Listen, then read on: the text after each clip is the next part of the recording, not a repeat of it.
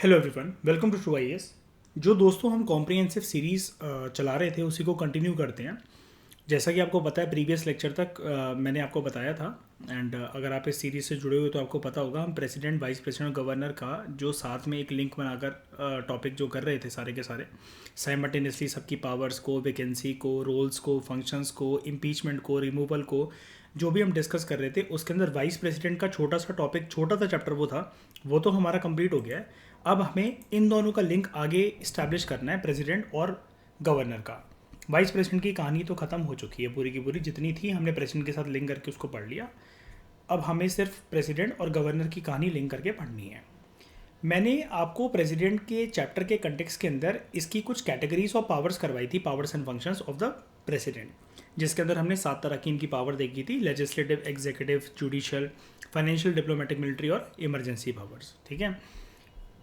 Power के scenario को continue करते हुए हम देखते हैं एक स्पेशल पावर प्रेसिडेंट की, वीटो पावर। इसको समझते हैं। देखो, सबसे पहले जो वीटो जो वर्ड है ना, वीटो अपने आप में एक ना नेगेटिव वर्ड होता है। ये बाकी सबको बात पता है। मैं श्रेया एक तो आपको और हरनीत, हाँ, एक आपको बता देना चाहता हूँ ये वाली बात। शैली, आपको याद होगा कंटेम्प्रेरी वर्ल्ड पॉलिटिक्स की जब हमने बुक कर रहे थे तो यूनाइटेड नेशंस के कंटेक्स्ट के अंदर हमने वीटो पावर को डिस्कस करा था, है ना। अब श्रेया ध्यान से सुनना, हरनीत आप भी। क्या है हरनीत, इसके अंदर वीटो का सबसे पहले कोई डिक्शनरी मीनिंग अगर हमें श्रेया पूछे ना, इसका मतलब होता है नो। यानी कि ये एक प्रकार का नेगेटिव वोट होता है। नेगेटिव वोट होता है, आराम से समझते हैं इसको। यानी कि इसका मतलब ये है फिर, कोई भी अगर डिसीजन, अभी एक बार के लिए श्रेया दिमाग से इसको, हरनीत इसको निकाल देना, राष्ट्रपति के टॉपिक को, सिर्फ वीटो वर्ड पे फोकस करो। भूल जाओ अभी कि हम प्रेसिडेंट के चैप्टर कर रहे हैं, पॉलिटी कर रहे हैं, सब भूल जाओ। सिर्फ वीटो वर्ड पे फोकस करो। कोई भी जो डिसीजन है, किसी भी डिसीजन के कंटेक्स्ट के अंदर अगर हमें उस डिसीजन की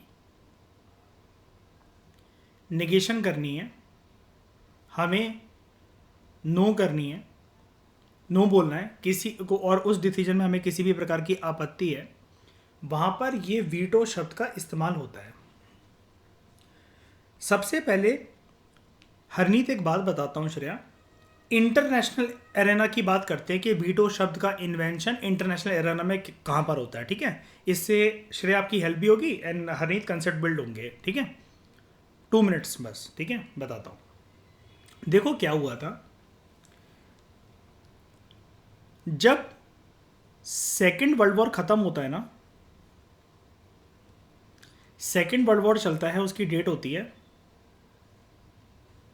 1939 टू 1945। ठीक है, ये वॉर खत्म होता है 6 and 9 August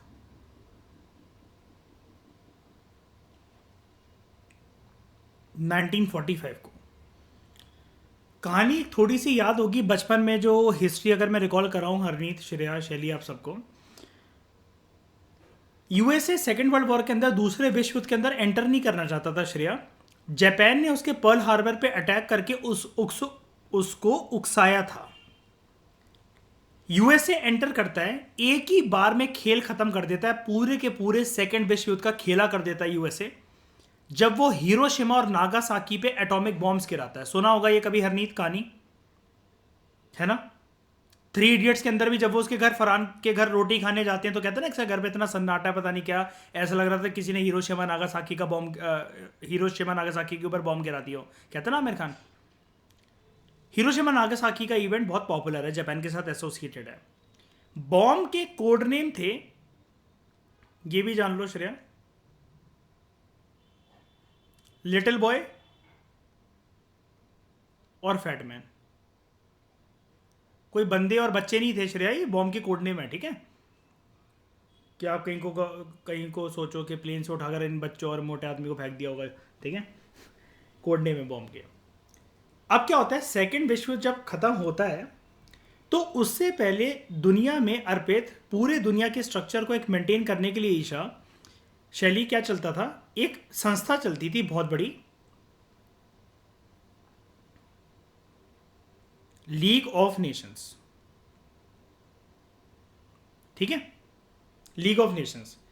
league of Nations को इसलिए बनाया गया था कि, और हाँ बनाया कब गया था इसको,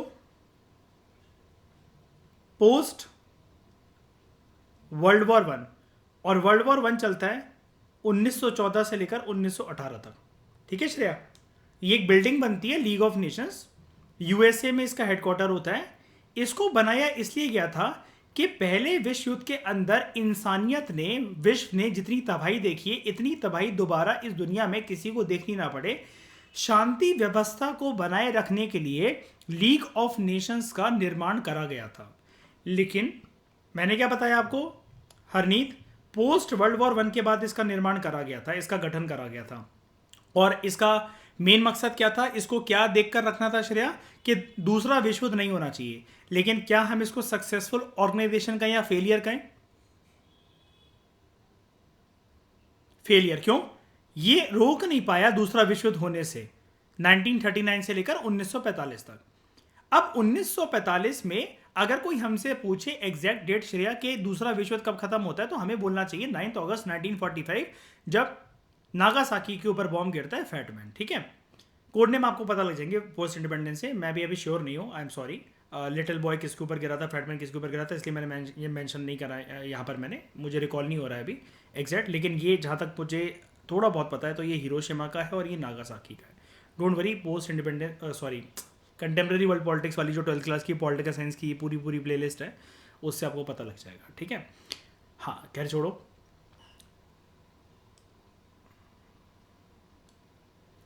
तो क्या हुआ, ये फेलियर ऑर्गेनाइजेशन प्रूव हुआ। दूसरे विश्व युद्ध के बाद 9 अगस्त 1945 के बाद एक इंटरनेशनल ऑर्गेनाइजेशन बनकर आता है हरनीत, जिसको आज हम जानते हैं यूनाइटेड नेशंस के नाम से। आज आपको श्रेया थोड़ा सा ट्रेलर और टीजर पता लग गया कि यूएन का गठन कैसे हुआ, यूएन का निर्माण कैसे हुआ, और इसका पुराना नाम क्या है, लीग ऑफ नेशन। ठीक है, सेम बिल्डिंग थी श्रेया, ये भी अच्छी बात है, पता है ईशा, सेम बिल्डिंग थी, सेम जगह थी, यूएसए के अंदर ही, न्यूयॉर्क के अंदर इसका हेडक्वार्टर था, बस इसका स्ट्रक्चर चेंज कर दिया गया। क्योंकि देखो क्या होता है, मान लो श्रेया एक बंदा है बिगड़ैल या बंदी बहुत आवारा है, और वो लाइफ में कुछ बहुत अच्छा काम कर जाते हैं, और जब कोई उनके पास को देखे तो उनको यकीन भी नहीं आ सकता कि ये पर्सन पता नहीं कैसे क्या कर गया। इसका मतलब दिक्कत उस शरीर में नहीं थी, उसके ऑर्गेनाइजेशनल स्ट्रक्चर में थी उस पर्सन के, है ना। जैसे ही उसने अपनी करतूतें सुधारी तो वो रॉकेट बनता चला गया, राइट। सेम यही चीज़ है, बिल्डिंग वही, सब कुछ वही। ऐसा भी नहीं है कि सिर्फ नाम चेंज कर दिया, नाम चेंज करने से कोई वो थोड़ी ना हो जाता है, कोई किसी के तीर थोड़ी ना, रॉकेट तीर थोड़ी ना लग जाते हैं किसी के। स्ट्रक्चर फंक्शन इसका चेंज कर दिया क्या। अच्छा मुझे एक बात बताओ, क्या आज के समय में हम लोग काफ़ी हद तक यूएन को एक सक्सेसफुल ऑर्गेनाइजेशन कह सकते हैं क्या? इसको क्यों बनाया गया होगा श्रेया, बट ऑब्वियस सी बात, क्या ना हो आगे चलकर तीसरा विश्व युद्ध। तीसरा विश्व युद्ध हुआ है अभी तक क्या? पक्का? हाँ नहीं हुआ, ऑब्वियस सी बात है। ठीक है, तो यूएन एक सक्सेसफुल ऑर्गेनाइजेशन है क्योंकि अभी तक ये टिका हुआ है और उसका जो एम एंड ऑब्जेक्टिव है उसको इसने बरकरार कर रखा है। तीसरा विश्व युद्ध नहीं हुआ। अब यूएन जो बना, मैं ये कहानी क्यों बता रहा हूँ अभी क्लियर होगा, सिर्फ एक वीडियो शब्द को समझाने के लिए ना, मैं इस टॉपिक को चीड़ फाड़ कर रख दूंगा पूरा का पूरा आपके सामने, आपको कभी दिक्कत नहीं आएगी। फिर प्रेसिडेंट का वीटो पावर समझना आपके लिए और आसान हो जाएगा। लेकिन मैं इसके पहले इस वर्ड की इन्वेंशन बता रहा हूँ, पहले मैं आपको ये वर्ड का रूट क्या है। यूएन में उसके बाद ना एक ऐसा स्ट्रक्चर बनता है कि यूएन में बोला गया 5 होंगे परमानेंट मेंबर्स और 10 होंगे non permanent members. Non permanent members का टेन्योर श्रेया रहता है 2 साल का, और जैसा कि इसके नाम से पता लग रहा है 5 परमानेंट मेंबर्स का टेन्योर रहता है, वो परमानेंटली रहता है। 5 परमानेंट मेंबर्स पहले हैं कौन से, हमें ये जानना चाहिए। नाम है इसके यूएसए, यूके या ब्रिटेन बोलो, बहुत सी जगह पे ब्रिटेन मिलेगा, फिर आप मुझे कहोगे कि आपने गलत पढ़ा है, वहाँ पर तो ब्रिटेन लिखा हुआ है, यूके ही ब्रिटेन होता है। उसके बाद आपका पुराना नाम था इसका यूएसएसआर, आज के टाइम में इसको बोला जाता है रशिया। फिर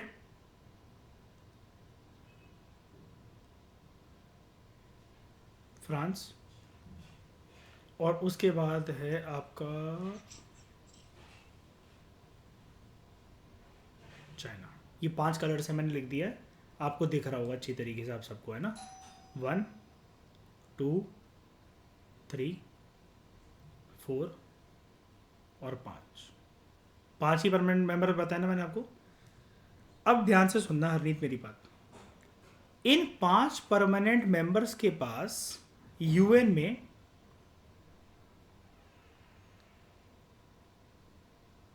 वीटो पावर होती है। वीटो पावर श्रेया इतना पावरफुल ब्रह्मास्त्र, इतना पावरफुल शस्त्र होता है इन 5 देशों के पास। मान लो एक टेबल पर बैठकर ये पांचों किसी एक चीज के बारे में डिसीजन लेना चाह रहे हैं दुनिया के किसी मुद्दे के ऊपर। ये 5 परमानेंट मेंबर्स ये एक टेबल पे बैठकर एक ये डिसीजन लेना चाह रहे हैं किसी एक बात का। फॉर एग्जाम्पल, एक जो मुद्दा मुझे ठीक लगता है एग्जाम्पल देने के लिए, जैसे समझना है इस चीज़ को, ठीक है। एक मुद्दा उठा, मान लेते हैं श्रेया, क्या इंडिया के पास उसका कोहिनूर हीरा, जो कि अभी तक क्वीन एलिजाबेथ अपने ताज में ताजपोशी करते वक्त या किसी भी इंपॉर्टेंट सिनेरियो में, कुल मिलाकर उसके जो ताज में जड़ा हुआ है हमारा कोहिनूर हीरा, जो कि हमारे देश से वहाँ पर गया है, क्या वो वापस आना चाहिए कि नहीं आना चाहिए? ठीक है, एक ये मुद्दा उठा। अब हमारा दोस्त इसमें से कौन कौन है पहले ये पहचानते हैं। रशिया, वो बोलेगा यस दे दो। यूएसए दे दो। चाइना ने मान लो न्यूट्रल रहा, चाइना कि हमें नहीं पता देना है दो, नहीं देना मत दो, हमें नहीं, हमें कुछ नहीं पता। फ्रांस ने भी बोला दे दो। मेजॉरिटी किस तरफ दिख रही है? 3 लोग बोल रहे हैं दे दो। श्रेया मेजॉरिटी क्या दिख रही है कि मिल जाएगा कि नहीं मिल जाएगा? मेजॉरिटी के हिसाब से मिल जाना चाहिए, लेकिन यूके खुद एक वोट, जबकि डिसीजन उसी, मतलब डिसीजन उसी को लेना है, मुद्दे के अंदर वही इन्वॉल्व है, लेकिन वो एक वीटो पावर का इस्तेमाल करके नेगेटिव वोट डाल देगा, vote of negation, vote of no. और जहां यूके ने नो बोला तो वो इसका भी नो हो जाएगा, इसका भी नो हो जाएगा, इसका भी नो हो जाएगा, इसका भी नो हो जाएगा। कभी भी कुछ अच्छा होने जा रहा होता है, जैसे कोई ना कोई किसी महफिल के अंदर, रिश्तेदारी में, घर पर, एक पक्का आपकी फैमिली में, रिश्तेदारी में, आपके दोस्त यार के ग्रुप में एक मनहूस पर्सन पक्का होता होगा कि जब भी कोई अच्छी चीज़ होने जा रही होती होगी ना, उस हरामजादे हरामजादी ने मनहूसियत पक्का फैलानी होती होगी। ठीक है, हमेशा उसने एक अच्छे काम में, शुभ काम में पक्का कोई ना कोई मनहूसियत फैलाने का काम होता है, चाहे वो कोई रिश्तेदार हो, चाहे वो फूफा बुआ जो भी हो, आपके निब्बे निब्बियाँ हो, कुछ भी हो, मतलब कलेश करने का एक कुछ ना कुछ अच्छी ओकेशन पे किसी ना किसी ने जिम्मेदारी ली होती है। अब क्या होता है, अच्छा भला अगर 4 लोग भी डिसीजन, 4 पावर्स भी ये डिसीजन ले लें, अगर एक ने भी अगर नेगेटिव वोट डाल दिया, वीटो पावर डाल दिया, तो इन चारों का वो चीज़ कैंसिल हो जाएगी। जैसे होता है ना कि अगर आप कोई ट्रिप प्लान कर रहे हो, किसी ने एक मनहूसियत फैला दी, कलेश कर बैठी, कलेश कर बैठा या बैठी वो पर्सन, पूरी की पूरी ट्रिप बेकार है, फिर किसी का मूड नहीं बनेगा जाने का। इतनी पावरफुल चीज़ होती है वीटो। इसका मतलब हम वीटो में हमेशा क्या करते हैं, एक स्टेप जो आगे बढ़ रहा होता है उसको क्या कर देते हैं, रोक देते हैं। मतलब आईआर के कंटेक्स्ट में तो श्रेया में, हरनीत हमें इतना ही समझ में आता है ना। तो वीटो वर्ड आज के बाद भूलोगे तो नहीं, पक्का अच्छे से समझ में आ गया वीटो पावर क्या है? क्या नॉन परमानेंट मेंबर्स के पास भी वीटो पावर है क्या? बिल्कुल नहीं, क्योंकि ये तो हर 2 साल के लिए बन रहे हैं। ठीक है, वीटो पावर हमेशा इन 5 परमानेंट मेंबर्स के पास है। ठीक है, अब देखो, अब हम बात करते हैं, ये तो यूएन की बात हो गई, आईआर की बात हो गई, अब हम अपने भारत के संविधान के दायरे में रहकर बात करते हैं। अब समझो इस चीज़ को, अब मजा आएगा आपको। कोई भी बिल अगर पास करा जाता है संसद भवन के द्वारा, वो एक एक्ट तभी बन सकता है अगर उस बिल के ऊपर सिग्नेचर हो राष्ट्रपति के। क्या पार्लियामेंट का बिल गवर्नर को भी दिया जा सकता है क्या साइन करने के लिए, एक्ट बनाने के लिए, किसी भी राज्य के या फिर केंद्र शासित प्रदेशों के? प्रेसिडेंट ना हो तो इसकी अनुपस्थिति में उपराष्ट्रपति को दिया जा सकता है क्या साइन करने के लिए बिल?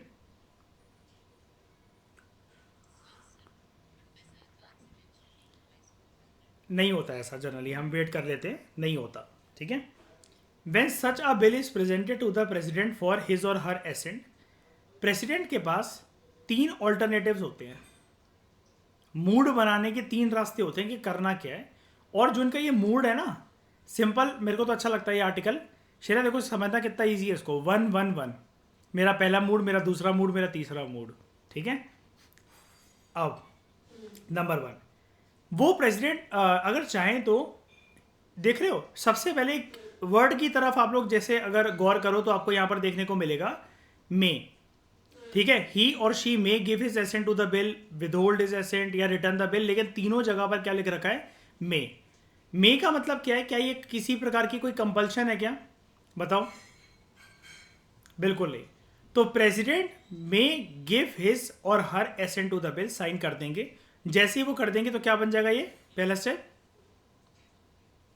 एक्ट। उसके बाद ही और she may withhold his assent to the bill, रोक लिया। अच्छा, क्या उसके ऊपर कोई टाइम ड्यूरेशन है क्या कि इतने टाइम के लिए रोकर रह सकते हैं, या फिर क्या है? पार्लियामेंट के चैप्टर के अंदर क्या पढ़ा था हमने?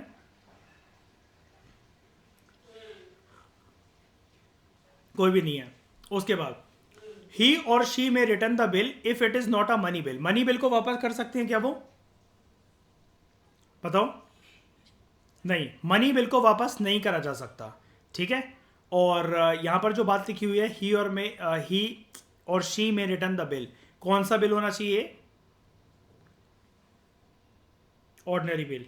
लेकिन इसके दायरे के अंदर भी क्या चीज आती है? अगर ऑर्डिनरी बिल दोबारा अगर दिया जा रहा है तो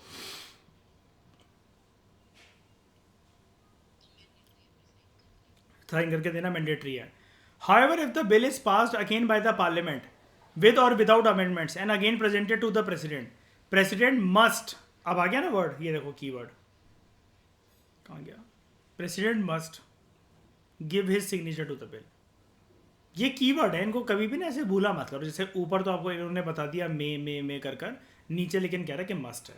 ठीक है। इतनी बात क्लियर है, हमें पार्लियामेंट के चैप्टर से ये सारी चीज़ें तो पता है। ठीक है। अब देखो, जो प्रेसिडेंट है, बिल के कंटेक्स्ट में जब इनको बिल प्रेजेंट करे जाते हैं तो इनके पास ना वीटो पावर होती है। पार्लियामेंट ने जो भी बिल पास करे, प्रेसिडेंट के पास तो वो आनी ही है सिग्नेचर के लिए, तभी तो वो एक्ट बनेंगे। पार्लियामेंट अनगिनत बिल्स पास करवाते जाए शैली, क्या वो एक्ट बना सकता है पार्लियामेंट खुद से उनको? बिल्कुल नहीं। एक अगर पार्लियामेंट सेशन में ना भी है और प्रधानमंत्री और मंत्रिमंडल को उनके कोई एक एक्ट लागू करवाना है, देश के अंदर कोई लॉ लागू करवाना है, उसके लिए भी हमें राष्ट्रपति की जरूरत पड़ती है। बस जो नेचर होता है वो बदल जाता है। बिल के ऊपर सिग्नेचर ना करके, एक्ट ना बनाकर, डायरेक्टली ऑर्डिनेंस की पावर आ जाती है राष्ट्रपति के पास, है ना। अब राष्ट्रपति के पास ना वीटो पावर होती है over the bills passed by the parliament. Veto एक लैटिन वर्ड है जिसका मतलब होता है फॉरबिड। ठीक है, छोड़ो, हमें कर लेने देना इससे। उसके बाद वीटो पावर है over the bills pass by the parliament, that is he और she can withhold his assent to the bill. ये वाला जो पॉइंट था ना, ये वाला, जब प्रेसिडेंट अपने सिग्नेचर रोक लेते हैं तो बेसिकली वो अलग अलग प्रकार की वीटो पावर यूज कर सकते हैं बिल को साइन ना करने के लिए, उसके ऊपर अपने सिग्नेचर रोकने के लिए।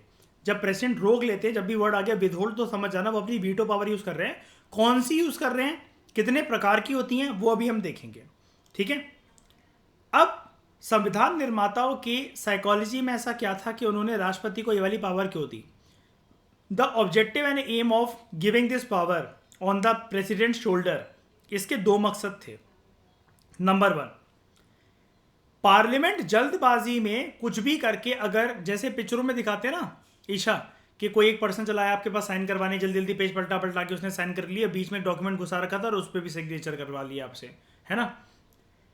पार्लियामेंट के इस प्रकार के हेस्टी और इल कंसिडर्ड, मतलब जल्दबाजी वाले, या फिर जब ये एक्ट बन जाएगा, कानून बन जाएगा, तो इससे किसी का कोई भला नहीं होना, या फिर लिमिटेड सेक्शन ऑफ सोसाइटी का भला होना है, अच्छा नहीं है कानून। ये कानून सिर्फ लिमिटेड लोगों का फायदा करेगा, लिमिटेड रीजन का फायदा करेगा। सरकार का सिर्फ वोट बैंक पॉलिटिक्स में वजन डालने के लिए ये जो बिल है, अगर वो साइन कर दिया गया, एक्ट बन जाएगा, तो सरकार का सिर्फ वोट बैंक पॉलिटिक्स में फायदा करेगा।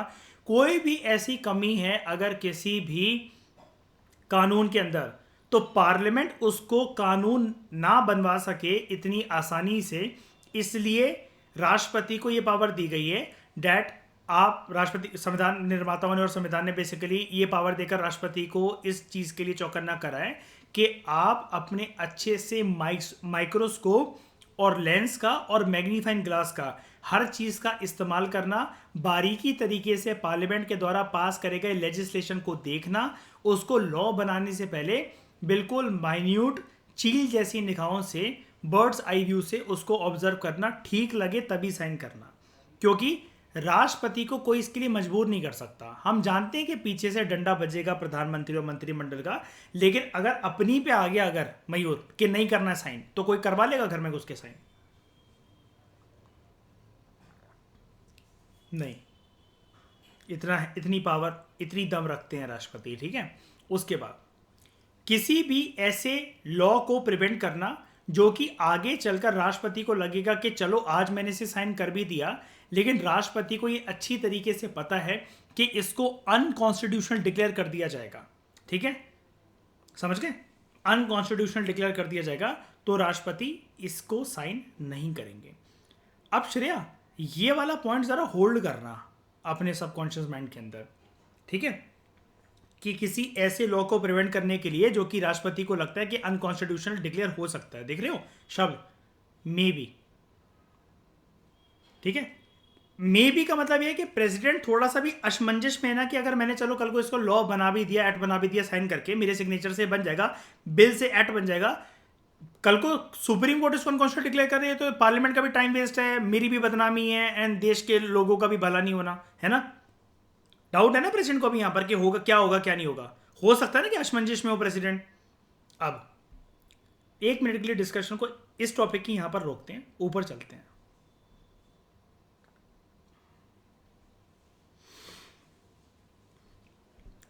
श्रेया, याद करो ये वाली पावर, जुडिशियल पावर, इस पॉइंट पर वो वाली पावर काम आती है इसकी, ही और she can seek advice from the supreme court on any question of law और फैक्ट। अब क्लियर हो गया श्रेया, हमेशा क्लियर, ठीक है। ये है वो कोनोटेशन जो कि मैं सुबह समझा नहीं पा रहा था इतने अच्छे से, क्योंकि वो टॉपिक आया नहीं था अभी वीटो पावर वाला, तो फिर मैं अगर वीटो वर्ड इस्तेमाल करता फिर मुझे पूरा वीटो का ग्रंथ खोल के रखना पड़ता आपके सामने। ये है कहानी एक्चुअली, सेम लाइन अब क्लियर हो गई ना, पूरी लाइन वही बोल रही है ना जो नीचे लिखा हुआ है, ही और she can seek advice from the supreme court on any question of law और फैक्ट, है ना, ये चीज़ है।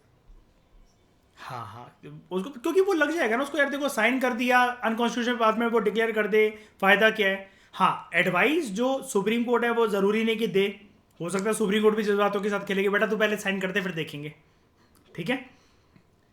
और ये भी हो सकता है कि एडवाइस मिल भी गई तो प्रेसिडेंट को लगे नहीं यार बिल ऐसा तो नहीं बोल रहा है, ये सुप्रीम कोर्ट मुझे तो नहीं लगता कि अनकॉन्स्टिट्यूशनल डिक्लेयर करेगा इसे। अब देखो ना, प्रणब मुखर्जी की बदनामी हुई थी, बदनामी इन द सेंस, अब उसको बदनामी तो नहीं कहेंगे, लेकिन राष्ट्रपति ने किसी चीज़ को अगर एक्ट बना दिया तो देखो लगता तो है ही ना कि मतलब नहीं बनाना चाहिए था मुझे। और यूपीएससी ने इसके ऊपर 2015 में क्वेश्चन पूछ लिया था जब टीना दाबी ने मीन्स लिखा था 99th कॉन्स्टिट्यूशनल अमेंडमेंट एक्ट, ठीक है। एक बॉडी आई थी, आप लोगों ने सुना होगा, एनजीएसी, नेशनल जुडिशियल अपॉइंटमेंट कमीशन। इसके अंदर कोर्ट ने इसको ऐसा देखा था, जुडिशरी ने ऐसा देखा था कि सरकार कुछ ज़्यादा ही इंटरफेरेंस कर रही है हमारे एराना में जुडिशरी की नियुक्ति के लिए। सरकार को लगा ये क्या है कि ऐसा एक कमीशन बनाने की बात चल रही है, कमेटी बनाने की बात चल रही है जिसमें opposition member of the Lok Sabha, presiding officer, प्रधानमंत्री, लॉ यूनियन लॉ मिनिस्टर, ये सारे के सारे एक सुप्रीम कोर्ट हाई कोर्ट के जजेस को चुनेंगे। सुप्रीम कोर्ट ने बोला क्या बकवास है, तुम बताओगे हमें कि हमें क्या आना है और कैसे बनना है, कैसे हमारी नियुक्ति होनी है। सुप्रीम कोर्ट ने फटाफट से इसको स्क्रैप कर दिया था। ये बच्चा पैदा भी नहीं हुआ था, इसका इन्फेंटिसाइड फीटिसाइड कर डाला था इसने, सुप्रीम कोर्ट ने नल एंड वॉइड डिक्लेयर करके इसको। एक बात बताओ, अब राष्ट्रपति के कलम के नीचे से साइन होकर ये गया था, पास हुआ था, तभी तो एक्ट बना ना। ऐसी चीज़ों को अगर थोड़ा सा राष्ट्रपति देख लेते, या फिर मान लो कि मयूर इस वाली पावर का इस्तेमाल अगर कर लेते वो, तो क्या बुराई थी, है कि नहीं श्रेया? पता लग जाता, नहीं लिया बस। तो वही साइलेंट थप्पड़ ज़्यादा जोर की पड़ता है ना किसी के भी। बदनामी हो गई, चुप होकर बैठ गए। उसके बाद veto power enjoyed by the executive in modern states. अच्छा, अब इससे कंफ्यूज मत हो जाना हरनीत, यहाँ पर एग्जीक्यूटिव वर्ड का मतलब सरकार नहीं है, प्रेसिडेंट को भी एग्जीक्यूटिव माना जाता है। पता है ना आपको ये वाली बात, president is part of the executive. क्यों क्यों? अरे यार, हर चीज़ लिखी है तो हम थोड़ी ना मानेंगे, उसकी कुछ एनालिसिस भी तो होती। अरे नहीं नहीं नहीं, पार्लियामेंट का इंटीग्रल पार्ट है, फिर तो वो लेजिस्लेचर हुआ।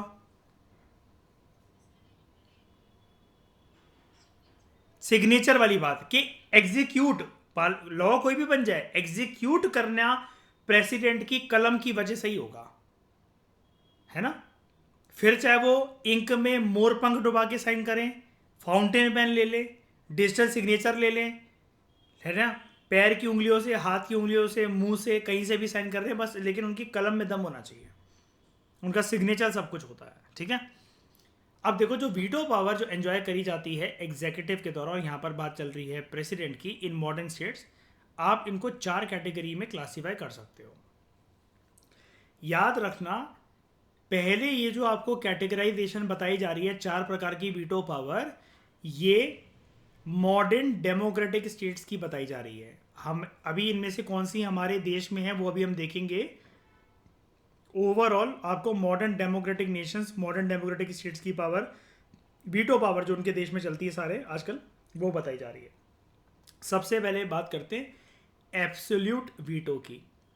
यहाँ पर राष्ट्रपति क्या करते हैं, withholding of assent to the bill passed by the legislature, रोक लिया, सिंपल रोक लिया, जो सिंपल रोक लेते हैं और इसको एब्सोल्यूट वीटो कहते हैं। और इसके लिए कोई टाइम लिमिट होती है क्या हमारे देश में? मतलब दूसरी कंट्रीज का भी सिनेरियो छोड़ो, कब तक के लिए रोक सकते हैं? नहीं, ठीक है। उसके बाद क्वालिफाइड वीटो। क्वालिफाइड वीटो के अंदर बेसिकली क्या है, वीटो सारे के सारे नेगेटिव वोट है, वोट ऑफ नेगेशन है, नो है, मना करना है basically, which can be overridden by the legislature with a higher majority.